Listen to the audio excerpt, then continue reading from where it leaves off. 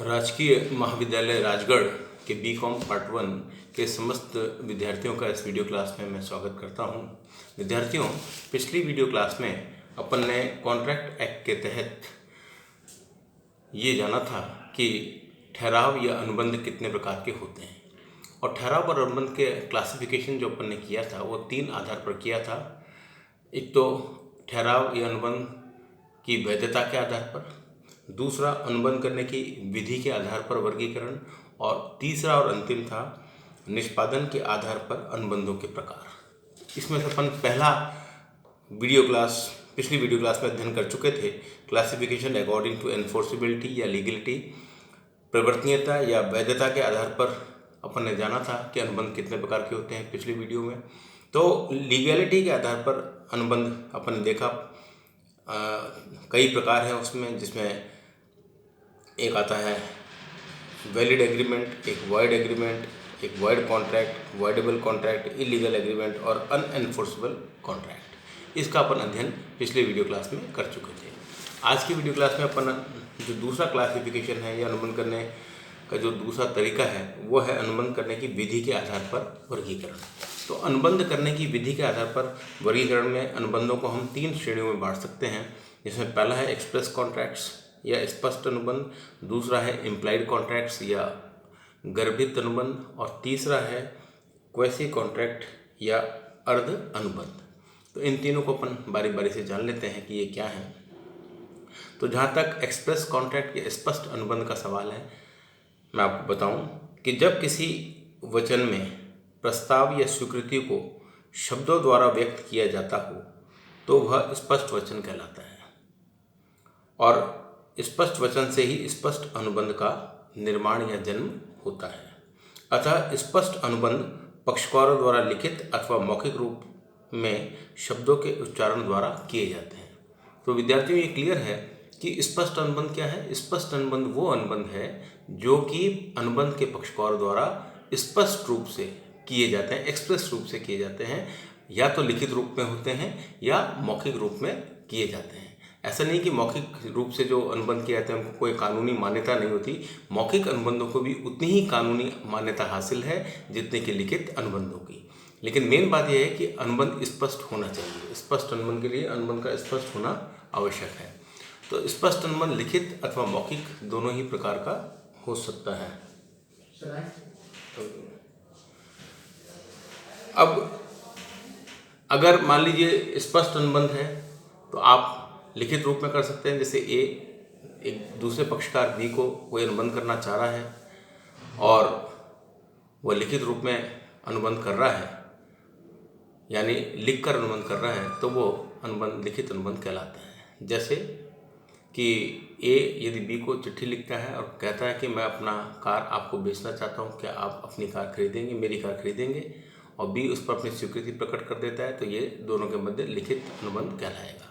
इसी प्रकार से यदि मान लीजिए ए बी को टेलीफोन करता है और कहता है मैं अपनी कार बेचना चाहता हूँ, क्या आप मेरी कार खरीदना चाहते हैं, और बी मौखिक रूप से अपनी टेलीफोन पर स्वीकृति देता है, तो वो स्पष्ट अनुबंध कहलाता है, मौखिक अनुबंध। तो अनुबंध लिखित हो चाहे मौखिक हो, लेकिन यदि स्पष्ट रूप से 2 पक्षकारों के द्वारा किया जाता है, लिखित रूप में या मौखिक रूप में, तो वो स्पष्ट अनुबंध कहलाता है। दूसरा है गर्भित अनुबंध। गर्भित अनुबंध क्या है? Implied contract.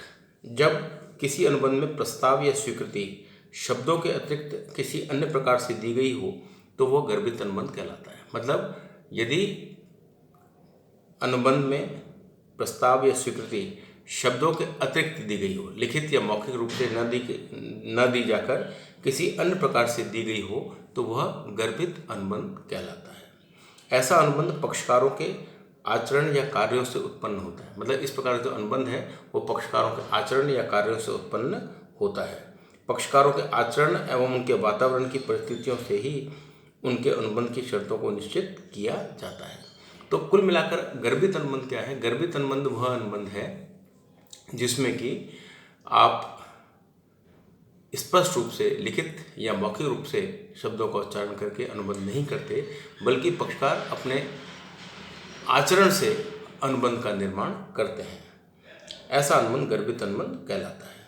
और कई बार हम इस प्रकार के एग्जाम्पल देखने को मिलते हैं जहाँ पर कि पक्षकार लिखित या मौखिक रूप से अनुबंध नहीं करता, बल्कि अपने आचरण से ऐसा प्रतीत होता है कि अनुबंध के जो दो पक्षकार हैं वो अनुबंध करना चाह रहे हैं। जैसे मान लीजिए ए को एक स्थान से दूसरे स्थान जाना है, वहाँ से एक टैक्सी निकल रही है, वो टैक्सी को हाथ देता है, रोकता है और बोलता है कि मुझे स्टेशन ले चलो, तो दूसरा पक्षकार उसको स्टेशन ले जाता है। तो ये क्या है, ये गर्भित अनुबंध है। न तो टैक्सी वाले ने कोई लिखित या मौखिक अनुबंध किया है, न जो जा रहा है उसने कोई लिखित या मौखिक अनुबंध किया है, सिर्फ पक्षकारों के आचरण से प्रतीत हो रहा है कि अनुबंध के जो दो पक्षकार हैं वो दोनों पक्षकार कोई ना कोई अनुबंध करना चाह रहे हैं। इसी प्रकार से ऐसा कई बार हम रेलवे स्टेशन पर जाते हैं और हमारे पास सामान बहुत है, तो हम कुली को आवाज़ लगाते हैं, कुली ये सामान प्लेटफॉर्म नंबर 3 पे फलानी गाड़ी में रख दो।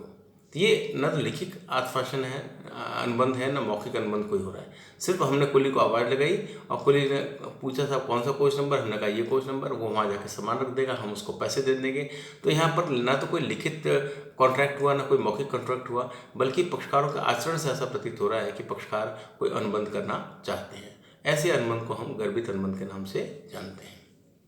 और तीसरा है क्वेसी कॉन्ट्रैक्ट या अर्ध अनुबंध। अर्ध अनुबंध एक ऐसा अनुबंध है जो पक्षकारों के स्पष्ट या गर्भित अनुबंध से उत्पन्न नहीं होता। मतलब अर्ध अनुबंध क्या हुआ, जो न तो पक्षकारों के स्पष्ट अनुबंध से हो रहा है, न गर्भित अनुबंध से उत्पन्न होता है। यह अनुबंध राजनियम द्वारा पक्षकारों पर थोपा जाता है और पक्षकारों के दायित्व उत्पन्न करता है। मतलब जो अनुबंध न तो लिखित या मौखिक रूप से स्पष्ट रूप से हो रहा है, न ही गर्भित रूप से हो रहा है, पक्षकारों के आचरण से हो रहा है, लेकिन जो अनुबंध पक्षकारों पर सरकार द्वारा या संविधान द्वारा जबरदस्ती थोपा जाता है, उसे हम क्वेसी कॉन्ट्रैक्ट या अर्ध अनुबंध के नाम से जानते हैं।